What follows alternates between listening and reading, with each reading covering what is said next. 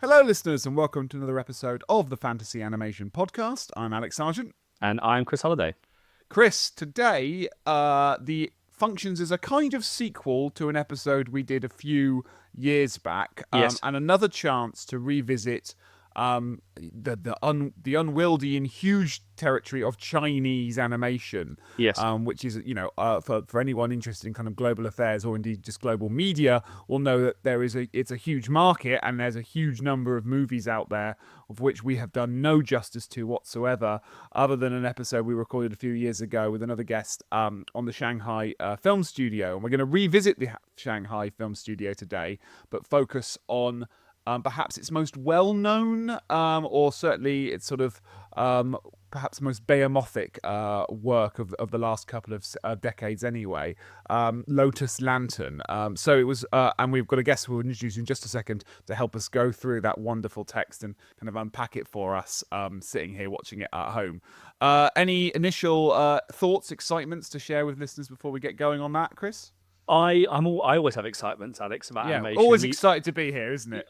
You know that, especially when we, record a bunch over the summer with a nice hot day outside, and wouldn't want it any other way. Yeah, so I had not heard of the film, and you're right that this is a kind of unofficial sequel to something we've done before, but reading around the film, this is one of those films where one watches it and then also reads around it to try and get a sense of how similar it was. And again, it's one of those ones that crops up in a lot of animation histories, or certainly animation chronologies. And Gianalberto Bendazzi is an example where it says Lotus Lantern is a milestone in Chinese animated cinema. So I would be really interested to probe its 1999-ness. I think that's quite interesting in terms of an animation renaissance we've perhaps already discussed, but maybe start to feed in commercialization, Westernisation, and kind of self-orientalizing as well. I'd be really interested to know a little bit more about how this film kind of circulated,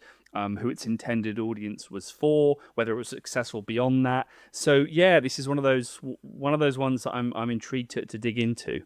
Yes, and from my perspective, the story is based on Chinese folklore, fairy tales. That's always a way of piquing my interest, obviously, in the subject. And it's always interesting to explore these kind of stories in other cultures as they are adapted for contemporary audiences and all the different murkiness surrounding that. But I'm out of my depth, and I'm sure you are too. We need a guest. And luckily we have one, and a really terrific guest at that. So we're delighted to be joined on the podcast today by Muyang Zhuang, who is an assistant professor in the College of Arts and Media at Tongji University, Shanghai.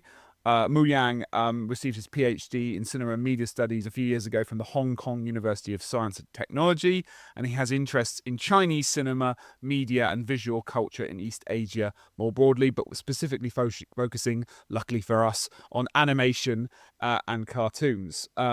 Muyang is currently working on a book project that touches on some of the stuff we're going to be talking on today, and we'll talk more about that towards the end of the episode.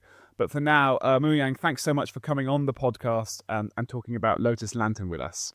Yeah, nice to see you, Alex and Chris. It's a pleasure for me to talk more about Chinese animation to the friends or audiences in the West world. And you pick a very good example for talking about Chinese animation, Lotus Lantern, which is kind of controversial because it combined the heritage of national style from the Shanghai Animation Film Studio, as well as the storytelling that was recognized learning from Disney.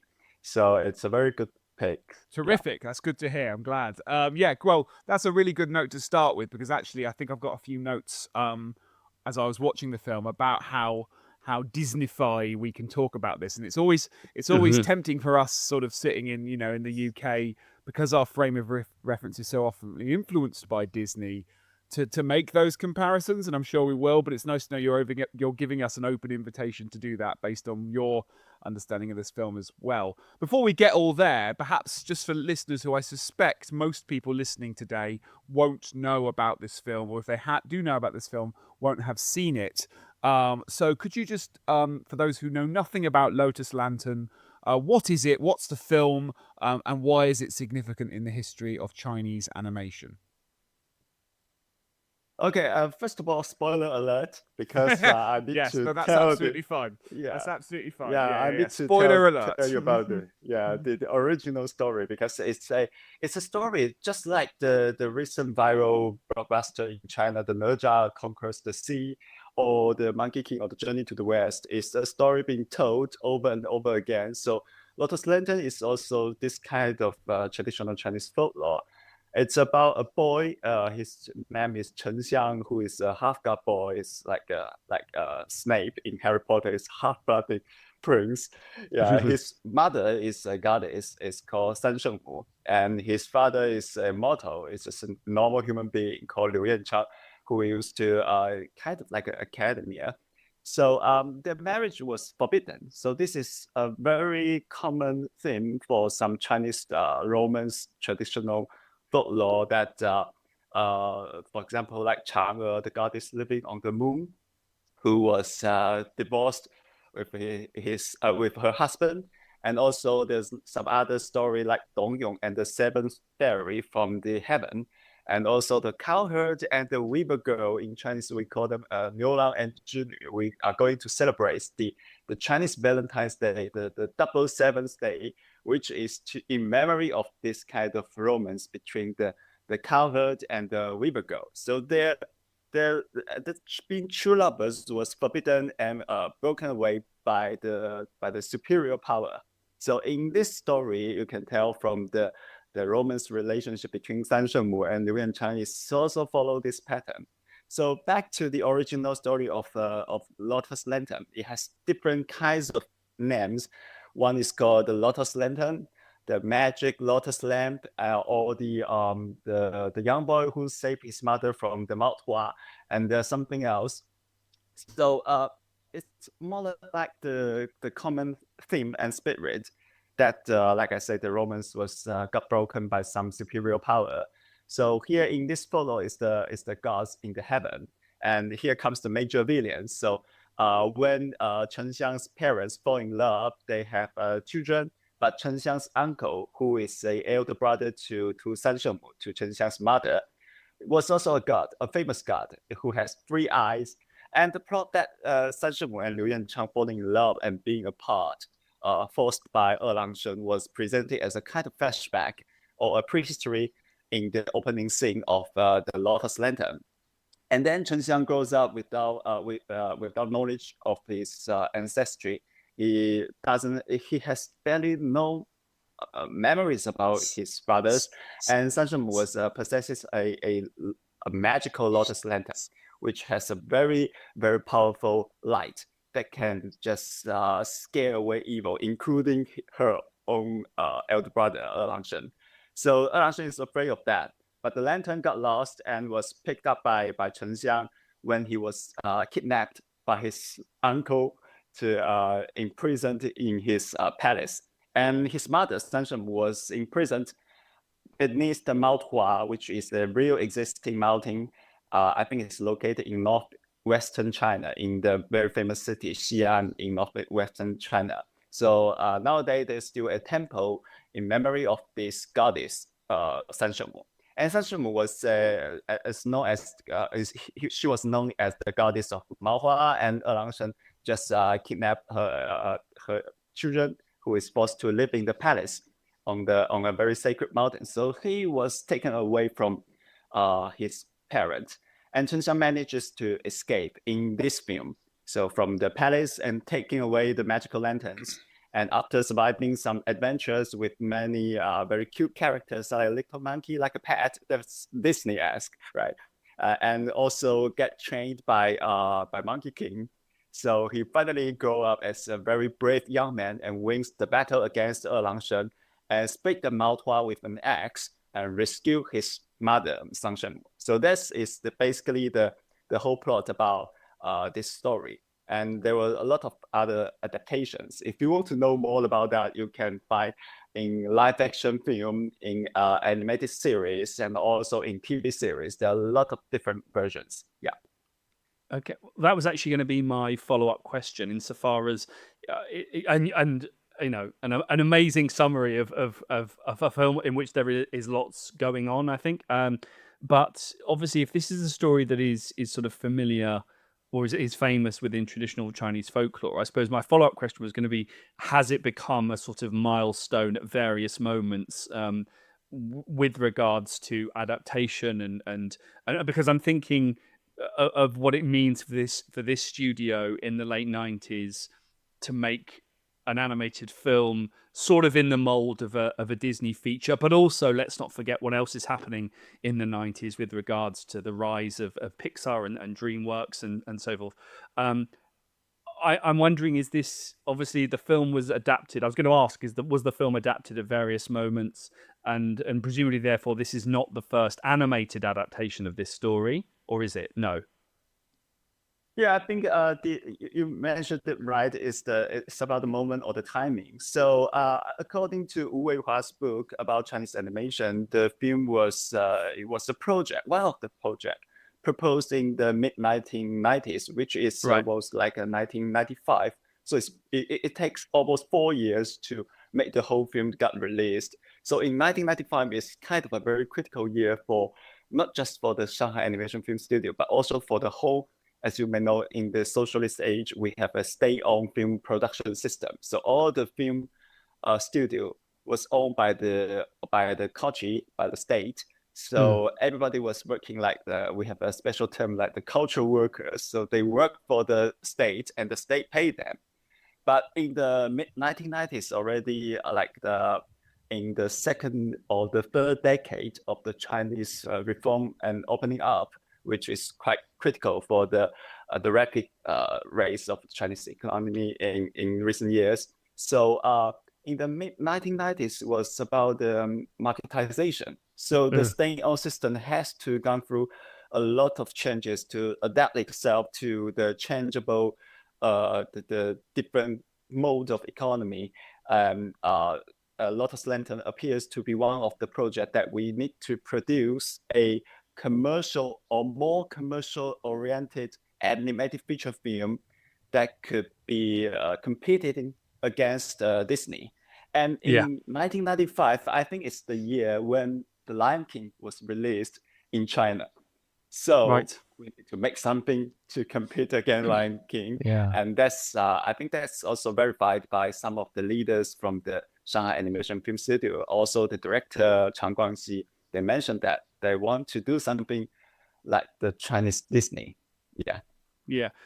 So I suppose, so this is really interesting because I think the 90s explains a lot of what I was feeling about the film in term, and we talked just, briefly before we started about, Alex and I were talking a little bit about the sort of the Disney element and the impact of Disney, and then there's a broader issue around when you are dealing with non-Hollywood animation studios. The tendency is always to, for better or worse, map things in relation to Disney, which is often seen quite reductively, but in some ways it can be quite productive for thinking about the, as you say, the commercial orientations of a film. Thinking about when Disney films are released in certain parts of the world and what that then means for domestic production. And then it also wraps up some of the stuff around like Disneyfication, which is something that is often, again, understood as a sort of sanitization of an original text. It is a Disneyfication of Hercules, Disneyfication of Mulan, Disneyfication of Hunchback of Notre Dame. Whereas Disneyfication is really the measure of the tension between the original and the adaptation. But in the way that you've sort of hinted at, it also implies that Disneyfication is obviously not just specific to the Disney studio. Disneyfication, as in, it's not just them making stuff and Disneyfying original tales and stories. I mean, it is that, but it is also Disneyfication as a term, in this case, that seems to relate to the Shanghai Animation Film Studio, that are actively trying to make a film that I don't know what the right wording is, but that pays a debt stylistically to Disney animated features. I mean, I don't know how you would see it. Is it as clear as that? Lion King gets released, we need to make a film that is hitting some of the same beats whilst also juggling the sort of the Chineseness of the film as well. So yeah, it seems like it's quite a interesting film on those grounds, because it's a tension between different kind of market forces, but also aesthetic choices and things like that. Yeah, I think so. So this kind of like Disney comes to like to somehow like a very big order to the whole history of Chinese animation as well. Yeah. So you may have heard about the Princess Iron fan. So it's discussed in my mentor, my supervisor, Daisy Du, in her book about the Chinese animated encounters. So she Yeah, yeah. already discussed it. So Princess Iron fans is that the One brothers, the pioneers of Chinese animation, they want to make a film that can compete against Snow White, because Snow White is released in late 1930s in Shanghai, and Warner Brothers saw it and they want to do something like the Chinese version of Snow White. Yeah. And in fact, many of these animators, they perhaps they don't recognize this, because in the mid 1960s, when you are doing the show about Shanghai Animation Film Studio, perhaps you already know about it. It's that the Shanghai Animation Film Studio, they emphasize the importance of being national style. So we need to do something Chinese. But in fact, even in the Conceited General, one of the very early 1950s, I think it's a short animated cartoon, you can still tell that the figures, the characters, they move in a very Disney-like or the American cartoon style. So it's very cartoonish. It's not that kind of very of Chineseness or the national style. So this kind of bond between animated filmmaking, I think it's already exists in the tradition or in the techniques of the animators in the Shanghai Animation Film Studio. They are not kind of like just we are just stick with the national style stuff. We don't need to learn from the US or learn from the USSR. It's not like that. They know what is good and they incorporate this into their animated filmmaking. So so when the Lotus Lantern was in the make, I think they recruit a younger generation of animators. And according to the director Chang Guangxi, he also says that this film needs to target on a younger generation of audience who is more familiar with the Disney style animation. So we can't do things like we used to do. So I think that's why it's also why the Lotus Lantern is a great success in art, in commercial sense, but it's also kind of controversial. Like I said in the beginning, it's very controversial. Yeah. So Muyang, it's interesting you ended on that note about the film being controversial, because that was going to be my question. Can you talk to us a little bit more about why the film's controversial? Because my understanding it was a big hit, and it's seen, unless I'm wrong, in which case correct me, as a kind of touchstone work for kind of contemporary Chinese animation, much in the same way, to use these kind of Disney comparisons, that Snow White is perennially seen as the film that Disney is trying to repeat the success of, or go one better than. This. If it has that relationship, what's the controversy? Talk to us about that, just in case we don't understand it.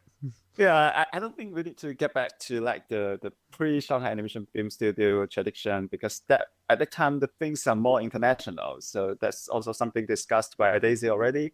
But regarding to this Lotus Lantern, I can answer a question from two perspectives. One is me myself as an audience. So when this film was released, I was almost going to my primary school. So I was 6 years old at the time.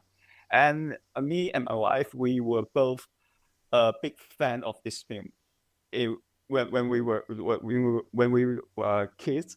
So at the time, we are very, very enjoying this film. And I think many of the people in my age, we enjoy this film as well, because it's just something different. We can see something like as brilliant as Disney, but it was made by Chinese animators. So we have our own Disney fairy tale. So that's that kind of excitement. And it also has a very different cultural goods circulation. We bought like comic books based on this film. So they will just use a screenshot to put it into comic books. Like we in Chinese, we call it 连环画. So it's that kind of tradition. So there's so many cultural goods it's around Lotus Lantern. But as a scholar working on Chinese animation, I can tell that the controversy is coming from some people still they still insist on that we make Chinese animation and things must be of Chinese myth. So in the late 1980s, in fact, the Chinese animation industry is faced with a lot of challenges. One is from Disney, and the other is from Japan. So you can tell that when Pixar also rising up, they have the 3D animation style and also the Disney-esque of storytelling and artistic design. But for the Japanese, they have the TV series. So these foreign powers, they gradually conquer the screen, the big one, the small ones. And Chinese animation is largely made by Shanghai Animation Film Studio. And the film studio is still in a traditional pattern of making film. And they find it very difficult because you need to pay your cultural workers in a relative lower wages. And some of the workers just leave the studio. And then in this regard, they still insist that we need to make something national style, because national style is something that brings Chinese animation to its golden era in the 1960s. We made a lot of brilliant animated works, such as The Uproar in Heaven. And in the early 1980s, they still have Three Monks, The Naja Conquer the Sea, which are all very brilliant Chinese animations. But in Lotus Lantern, things just changed, not just the storytelling, but also the character design. You can tell from Chen Xiang's character design, it's not just following the traditional national style character design, because something related to the national style is a very specific term called 美术电影 or fine art films. So by its meaning, it's just very superficial. It's just plus film plus fine arts. So it could be cinema or animation plus ink painting or puppets or paper folding, paper cutting, or other design from the traditional Chinese opera, like Peking opera, like Cantonese opera, and something else. So this kind of traditional factors just keep evolving along with the development of the Chinese animation history, especially in the late 20th century. So when the film was released, it just shocked some of the people. They would say that, oh, this story is kind of different from the original story. You need to be loyal to your tradition. And also the appearance or the artistic style, the aesthetics is quite different from what we understand, what we get used to as national style animation. Why don't you just do something rather Chinese instead of something very Disney? So that's why the controversy comes. But to me, now is almost 25 years past. I think I could say that one of the heritage of this film is that it brings up all these kind of controversies, because this kind of controversy never ends. Yeah. Even until recent days, in recent years, we have Monkey King Heroes Back. It's a phenomenal film. And this year we have the viral Naja, which is a huge success as a blockbuster. We still have these kinds of controversials. We still want to compare them with the original versions, with the original story, with the some of the canonical version of like Uproar in Heaven or Naja Conquers the Sea. So I think this is one of the heritage that Lotus Lantern brings us. Yeah. Can I ask? So just on that, this might be slightly a difficult question, both because it's a bit complicated and also it might ask, I don't know, personal questions. So you can skip ahead to the side of it if you want. That's absolutely fine. But I'm interested in folklore because I don't know a huge amount about Chinese folklore. I'd say I know very, very, very little. So that's where this question is kind of being framed. But there's a interesting difference between, from what I do know, European folklore and Chinese folklore, in that my understanding, at least, and this might be ignorance speaking, but my understanding, at least, is that Chinese folklore is a lot more embedded within a version of kind of religious practice, in a way that folklore, at least the word folklore in European culture, doesn't tend to mean anything to do with kind of the Judeo-Christian religions that kind of are kind of operating separate from it, right? So whilst I would think it quite appropriate to talk about Catholic folklore when we talk about saints and things like that, people wouldn't really use that word. Folklore tends to mean, Hansel and Gretel, Hans Christian Andersen, the Grimm brothers, things like that. Very divorced from official religious practice. And I know, well, again, from what I know, that term religious practice in China has a whole different set of complicated issues and tensions and conundrums to think through. So I wondered if you could, is part of the controversy that you're adapting something that, as you said actually in one of your answers, there are temples built to these figures in places in China, in the way there is no temples in Germany built to Hansel and Gretel, or Snow White, things like that. Yeah, so it is a difficult question, but I think it's hard to explain to some of your audiences from the West, but it's kind of also kind of controversial for the Chinese as well, because the story that usually appear to be very sacred, like you say, it's about a temple, it's about the goddess, it's about the god, and not just the Lotus Lantern, but also Journey to the West is a story, a mixture of like Buddhist and Taoist stuff, so it's religious, but the core of the Sure. the narrative is in fact very pragmatic.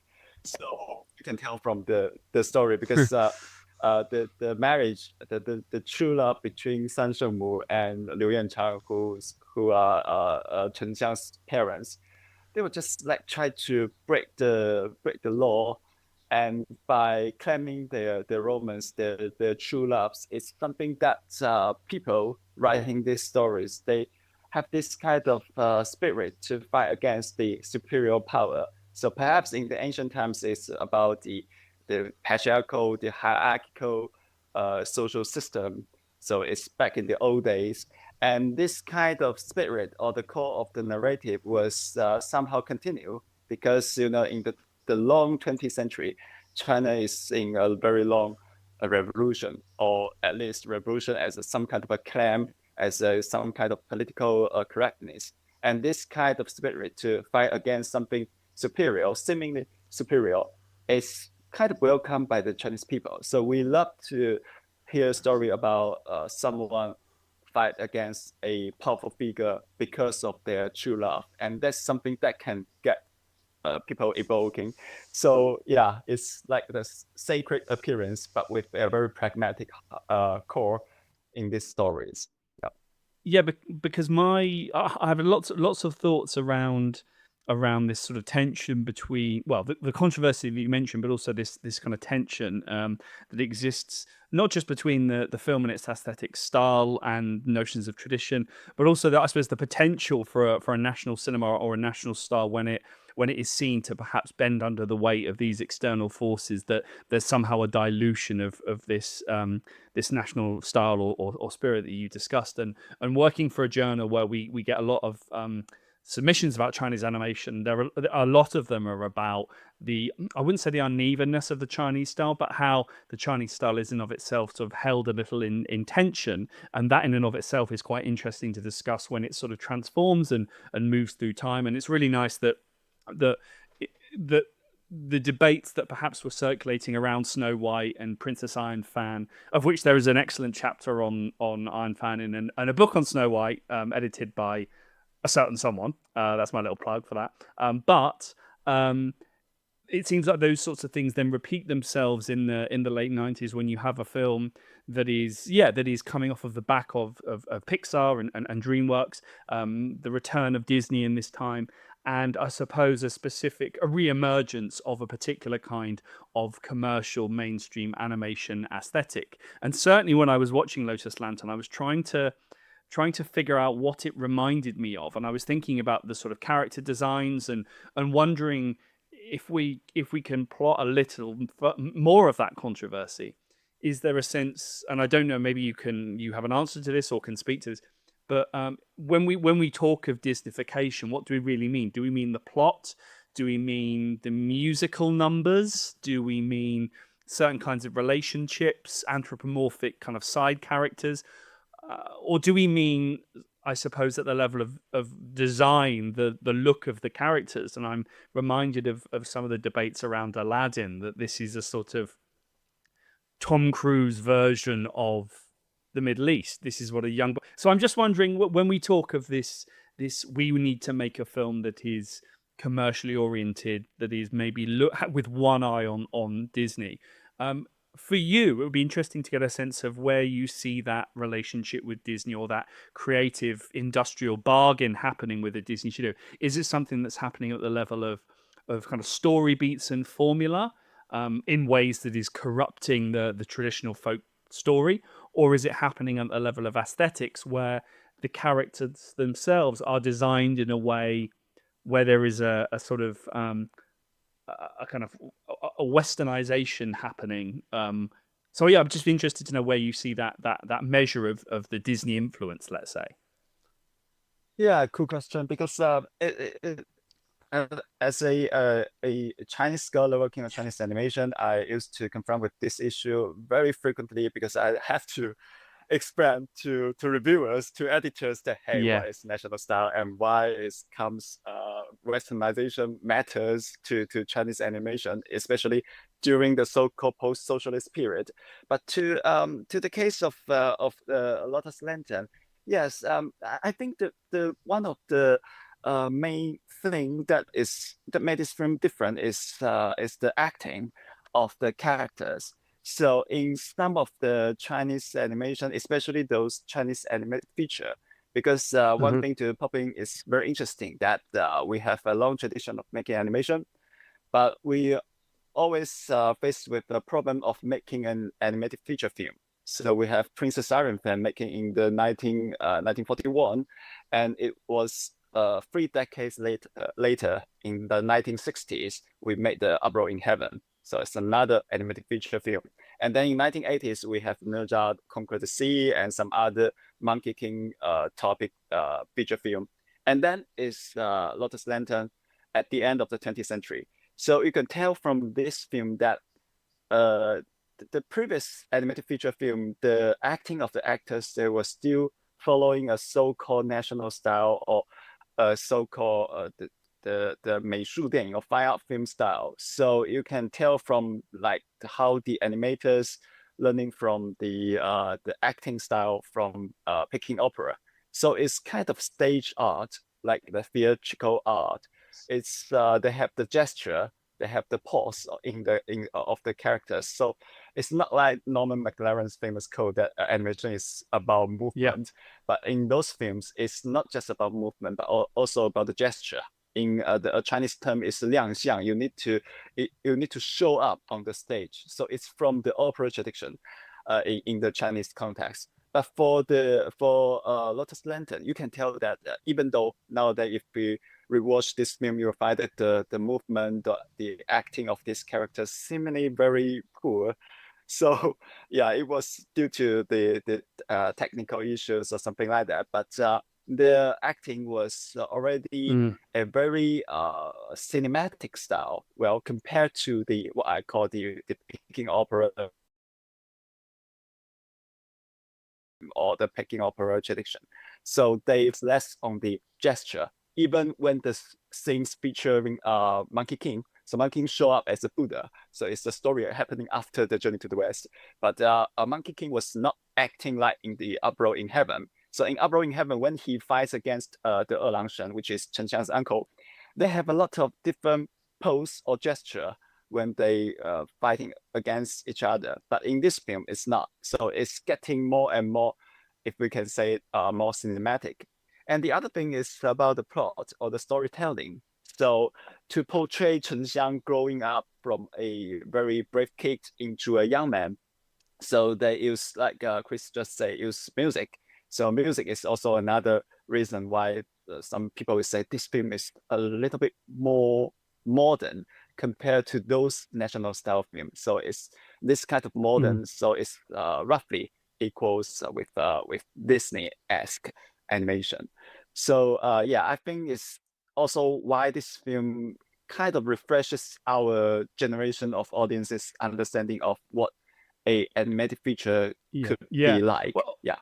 I was just going to say, but also this is only the year after Mulan, and so I was sort of thinking about, and I had a few notes actually as you were talking, a few notes about the style of the film, which is quite difficult to place. There's a few emphases on kind of close-ups of the eyes, which I really like throughout. That's kind of repeated throughout, moments where pose and gesture are prioritized. But then I thought, is this? I had a note about post Mulan, and again wrapped up in this issue of, okay, so is this intended for domestic audiences as much, or as Western audiences as much as domestic audiences, or is there a sense in which essentially this film, based on what you said, is a hybridization of East and West, just as Mulan was, but obviously they're very different. They're coming from different places, and so I was also intrigued as to the fact this would be released a year after Mulan, where maybe Hollywood audiences are more familiar with certain elements of Chinese culture and Chinese storytelling and Chinese kind of characters, and that really struck me as I would be interested to know. I mean, probably not, given the way that animated films are made, but any sense in which there's almost I don't want to, retaliation is the wrong word, but showing that hybridization, the difference between these two films is one of degree rather than kind, but this is a hybrid coming from the East versus a hybrid film, if you like, coming from the West, or a film that's trying to converge different kinds of storytelling, different kinds of images, different kinds of characters. So that's why I'm interested in its late 90s, because it would seem that Disney was also interested in kind of Chinese culture, albeit with dragons voiced by Eddie Murphy, but still, in the way that kind of Chinese culture is maybe speaking to a Disneyfied audience out there, in the ways that you've just discussed.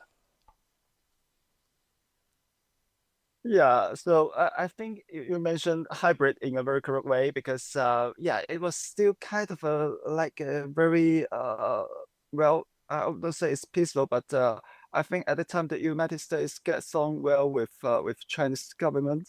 So at the time, we have a it's also kind of controversial here, because some people are very open-minded. They welcome the Western stuff. Like people like my generation, we grew up with a lot of Hollywood blockbuster. So when speaking of Hollywood films, we think about Disney. We think about, like I said, Tom Cruise and even Titanic. We watched Titanic when we were a kid, and also at the time, I think it was also mentioned in Wu Weihua's book that the film was proposed in 1995, and it was after the Shanghai Animation Film Studio received a letter from the president of the PRC, President Jiang Zemin, who is also known for his being open-minded to Western culture. And at that time, also, I think for Disney, they have their own strategy to adapt stories from everywhere from the world, the Chinese style, and then it's things about Pocahontas, and also Princess Jasmine. So there's a lot of different cultural stuff they gather around. And for the Lotus Lantern, some people may be very open-minded to we do something in a Disney style, but some people may be not that open-minded. I mean, when Mulan was released and later was Kung Fu Panda, and people just complains like, this is something Chinese. Why can't we just make this kind of successful film? Why just let the United States do something like this? So, but when it comes to Lotus Lantern, people complains again. So if you are making a Chinese folklore as a Chinese animated feature film, why don't you just make it more Chineseness? So this kind of controversy will never end, like I said.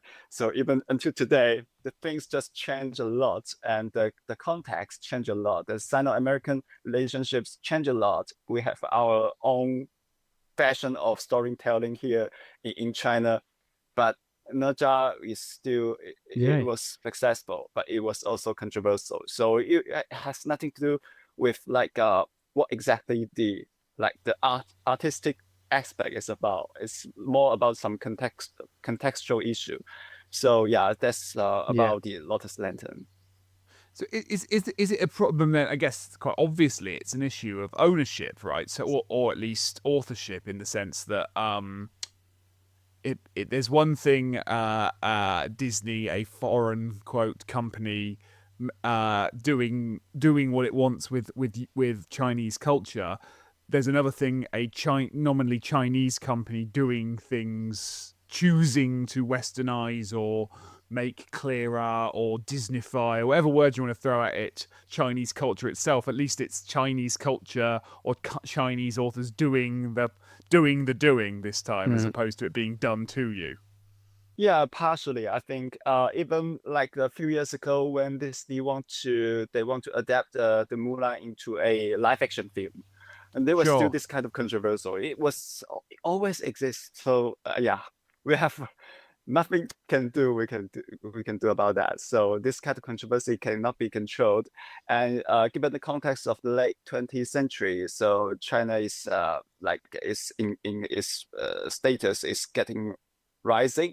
So we are still not the main opponent to the US, and we still don't have that kind of powerful, not a very big Sure.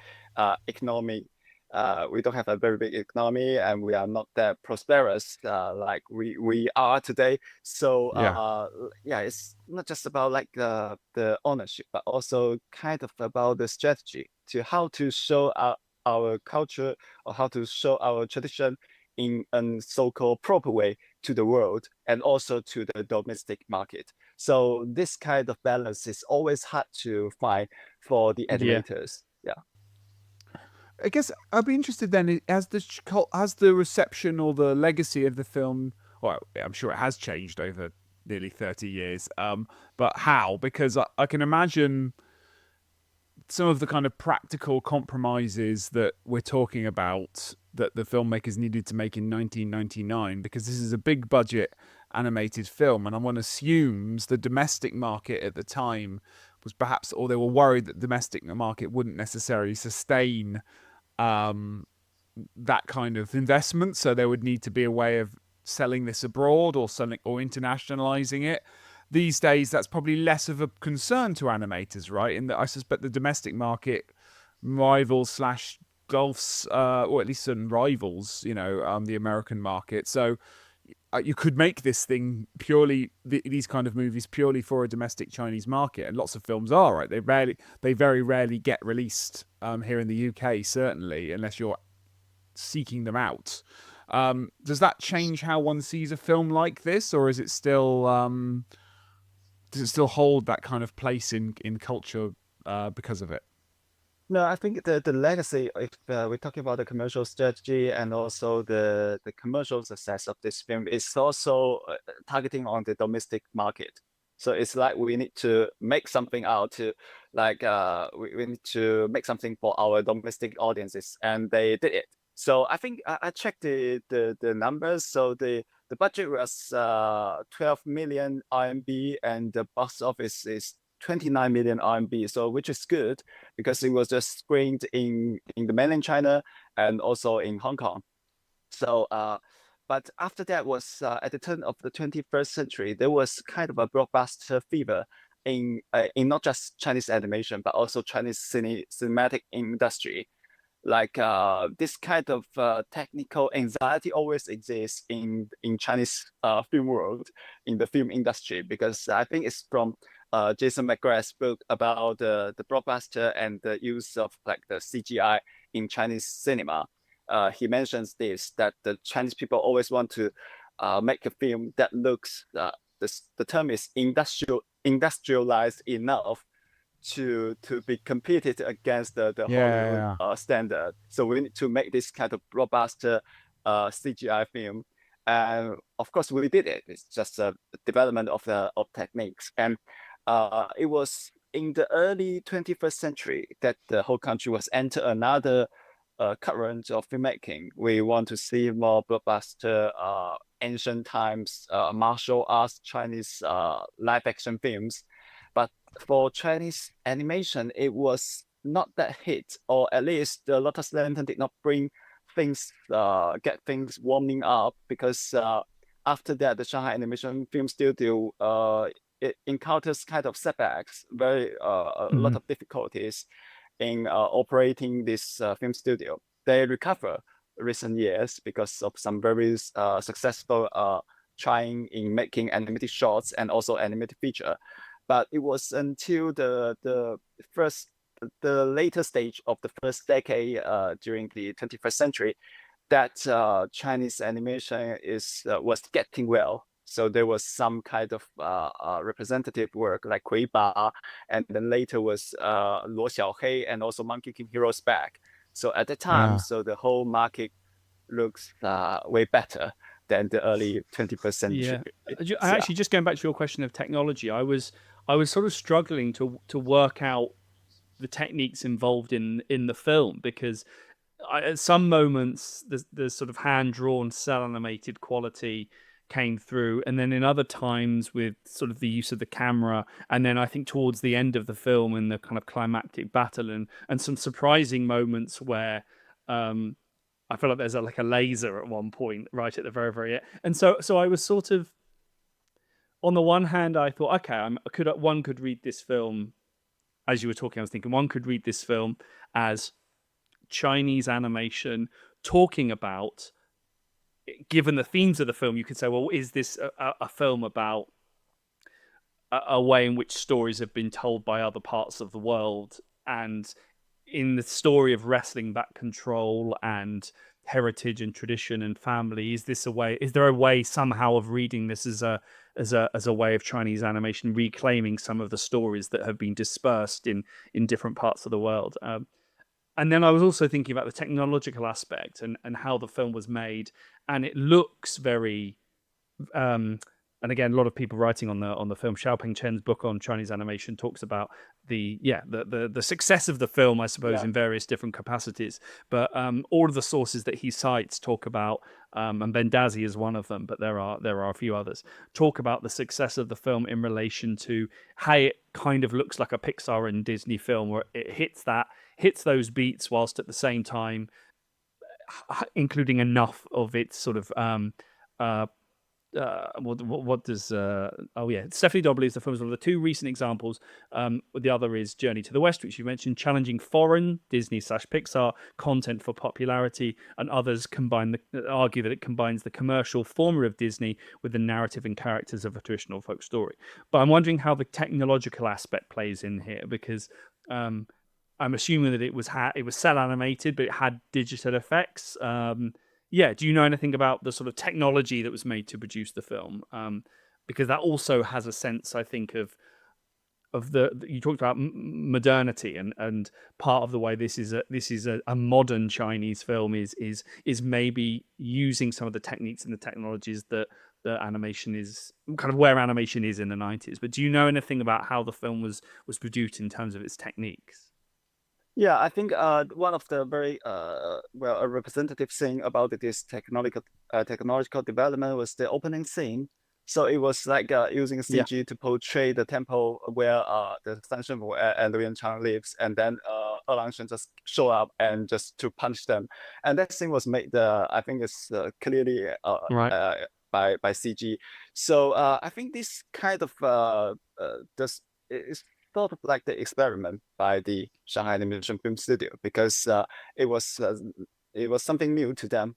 They want to adapt this kind of new fashion into their animated filmmaking, and it was just a little bit trying in this film. So it's not like consists of a larger part in the story. And as you can tell, the fighting scene, which should be very brilliant, it was actually not that brilliant as expected compared to Uproar in Heaven. So like I said, Uproar in Heaven, the fighting scene between Monkey King and Langshen, they fight in a very Peking opera style. So you have the gesture, you can show up, you can like show off your muscle, you can just show off your weapons and your skills. But in this film, it's not like that. The critical things for the whole action scenes is how Chen Xiang used the axe to split the mountain and rescue his mother. So it's not the point. And I think for technique, the other thing is like and here's I would say there will be three traditions we can try to clarify. One is like they finally want to use some CG in this film, so it's some opening scene and some other like decorative stuff. And the other one is the tradition from student national style.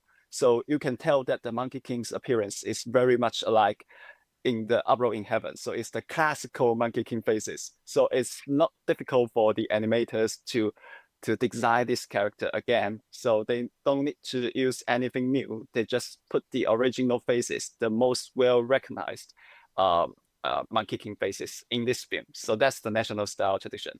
And the other one was from, I would say, from the TV animation tradition, which was being experimented and also put in on TV in the late 1980s, that they no longer need to like produce film to be screened in the cinema, but they need to adapt themselves into TV animation filmmaking. So there would be a kind of like a new tradition. They need to draw quickly.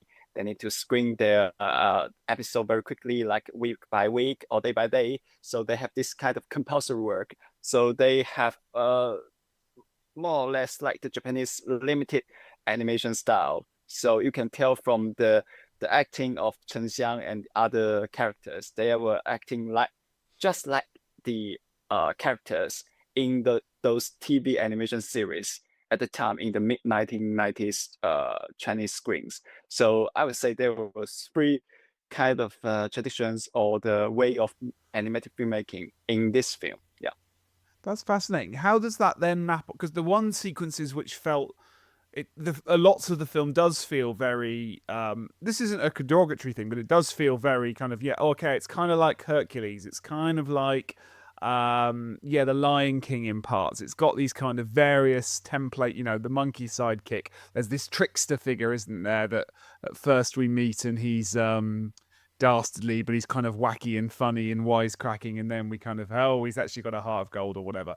There's lots of these kind of very kind of it feels like a film I've seen without it not feeling like a film I've seen. The musical sequences felt quite different to me to what I would expect from a kind of 90s 80s Disney movie, and partially it's kind of superficial things like they're not often sung by the characters, they're sort of sung about the characters, but there was something that there was some more style. There were the stylistic embellishments. There's lots of kind of swooping cameras and quick close-ups and rapid editing styles and things like that. Is there anything, talk to me about how they're made or what they're drawing from, because they seem very refreshingly different compared to some of the other stuff. Yeah, you point out a very important factor about this film is voice and sound in this film. So I think it's part of the commercial strategy as well. Yeah. So first thing is about the voice acting. So they want to make it into a blockbuster. So they in fact they invest a lot in like recruiting famous nationwide famous stars, actors, actresses to play the voice acting. So like the Jiang Wen is a popular actor who is also known for being a director. So he played the voice of for Shen, and there was Xu Fan, an actress who's active on screen and stage, play San Shengmu. And Chen Peizi is still considered one of the greatest comedians of Chinese screen, and he did voice acting for Monkey King, which he did a very great job. And the grown-up Ga Mei was played by Ning Jing, who at that time was a rising star. Now she's like a very famous actress on Chinese screen as well. So besides voice acting, they also use some other like strategy for commercial target, that's use pop songs. So just like you mentioned, like the songs just show up and it's not like sung by the characters. Of course, it's not, because the song was specially made and sung by some very very famous singers. Like one of the song was sung by the late Coco Lee, who also sang the song for Mulan in the I think it's in the Chinese dub version for Mulan, and she was undoubtedly a diva at the time, and perhaps one of the most famous Chinese singers in the Western world. So she sang one of the song, and the theme song is sung by a male singer Liu Huan, who sings together with Sarah Brightman in the opening ceremony for the Beijing Olympic Games in 2008. So of course he is very famous as well. And then I think the ending song was sung by Zhang Xingzhe or Jeff Zhang from Taiwan. So he sings this song, which may be, I think it's the most popular one among these three songs for the film. And I think the song is titled "There's Only One Word for Love." And this song used to be played times and times again on TV when I was a kid. So I think it's the most popular one. And when I get some prepared job for this talk, I look up on some other information. And like I said, this film was screened in Hong Kong as well. So they have some Cantonese dub version.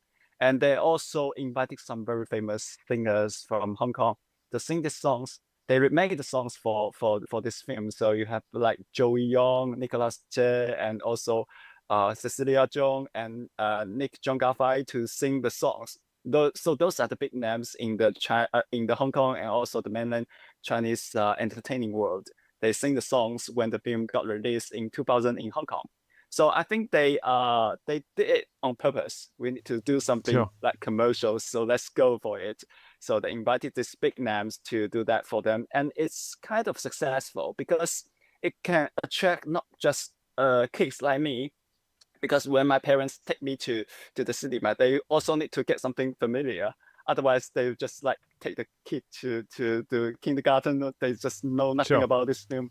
It's no way. So when they got the some information that okay, Erlang was the voice for Erlang was by Jiang Wen, and the voice for San Shengmu was by Xu Fan, they would be interested in this. So it becomes a kind of very, I would say, successful strategy to attract both parents and kids. It seems obvious to say, but all of the debates that seem to circulate around the specificity of Hollywood animation in this period around star voices and music, celebrity, but then even that hybrid sort of use of technology, I'm fascinated, and we've talked on the podcast before about a sort of mid to late 90s, early 2000s cluster of films where I'd probably class Iron Giant, Titan AE, Treasure Planet, which we've done on the podcast, Prince of Egypt, Road to El Dorado, these sort of films that are nominally cell animation or hand-drawn animation, and they are experimenting with digital technology. So this is really all of these debates that one would anchor to Hollywood animation as a sort of, this is what Hollywood was doing. It seems from what you've said that all of this stuff can be applied to, explored in relation to kind of Chinese animated blockbusters like Lotus Lantern. The same kinds of tensions are happening, same kinds of questions about style, in thinking about voice work, celebrity voice work, thinking about the adult audiences and perhaps a second register in these films, thinking about the incorporation of music, but then also effects. So it's very simplistic to sort of, I was going through making notes about, that's the kind of Sultan character, that's the Cave of Wonders, that's Abu, she looks a bit like Jasmine, like that's all very well, and there are some really strange, the strangest moment to me I think is when the monkey begins to rank and score attempts at roaring, and like there's like 9.1 and 9.2, and I was like, this feels like it come from a completely different movie. This is like The Genie or something. So it's very easy to kind of go through those beats and talk about how it is influenced by Disney, but perhaps all that really does is show how Disney have themselves copied a series of stories, and so it's sort of, you could bypass Disney and go right back to the quote original. Yeah.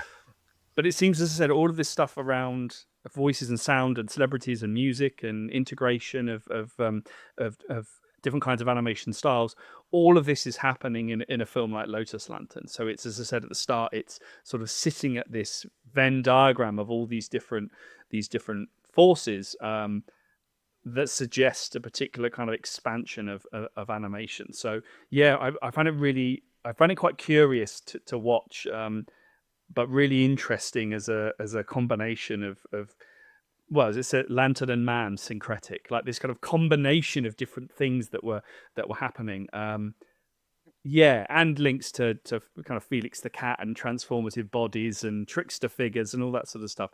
Found it really rich and really interesting. Yeah, well, we're getting close to time, and which is a shame because I feel like, yeah, I mean, listeners, if you haven't seen this film, go and check it out. And it was really nice to be reacquainted with the Shanghai Animation Studios, Yeah. kind of slightly more recent work, and I look forward to checking out some more of the last decade. It's a it's a story that needs telling a bit more. Before we ask you more broadly about your book project, are there any other key features of the movie that we perhaps haven't got to that you had that you're aware of that perhaps Western audiences would be interested in hearing to kind of help them unpack this film that we've not managed to get to yet in our kind of whistle stop tour through its various issues and surprises?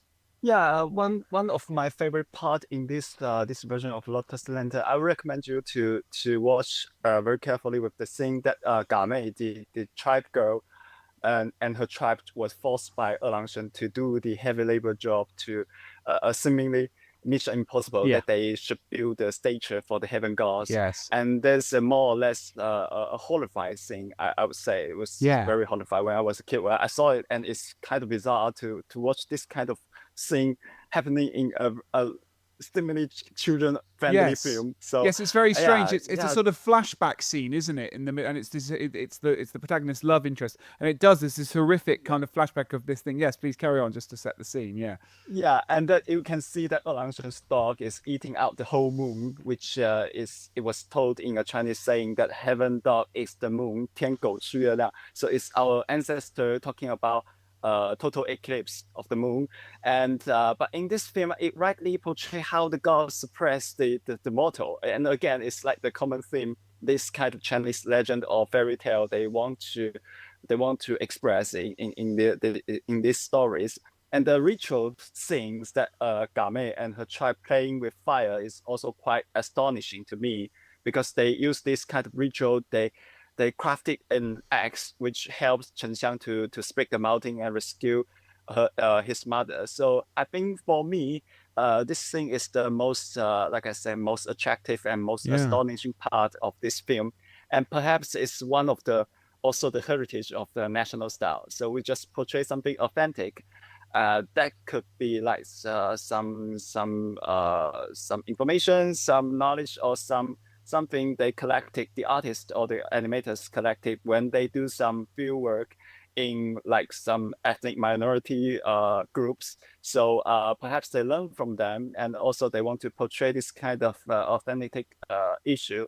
So in this film, I think that part is very, very brilliant. So if any of your Yeah. audiences haven't watched this film, I strongly recommend this thing. Yeah. Absolutely, yeah. No, it's good scene to pick out. It's just a little flavour of all the various elements that have involved. Yes, great. I mean, as I said, a whistle stop tour through Lotus Lantern. Listeners will have to check it out for themselves and perhaps contribute to the conversation on our various websites and things. But hopefully that at least gives it a taster of what to look forward to. Muyang, more broadly, you don't just write about Lotus Lantern, as kind as you were to speak about that with us today. You're working on a book right now for listeners now and listeners maybe in the future. Could you give us a little flavour of what that will be about and what they could look forward to when that book is eventually ready to come out and be released? Yeah, the book emerged from an idea when I applied for PhD to do animation study with Daisy, my advisor at Hong Kong U of Science and Technology. So I think some of your audiences may know she is already a very famous and very important scholar in the field of Chinese animation study. Yeah, and so at the beginning I was trying to do something about like the cartoonists. So basically the illustrators in 20th century China. So there appeared to be a very interesting group of artists. But later, Daisy encouraged me to do something like doing the somewhere in between animation and cartoon because nowadays it's kind of very confusing, but also a mixture of using the term cartoon. We can use cartoon to refer to drawing, but also refer to like the American cartoons or cartoon films, etc.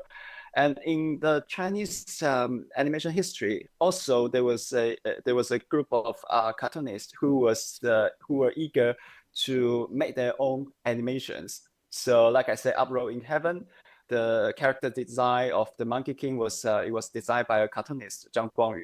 So he also wanted to make his own animated cartoon films. So my book or my dissertation is basically focused around the interactions between the cartoon world and also the animated filmmaking world. And it turns out that the history of Chinese animation is not just about national style. And of course, Daisy already proved this, that we have international style.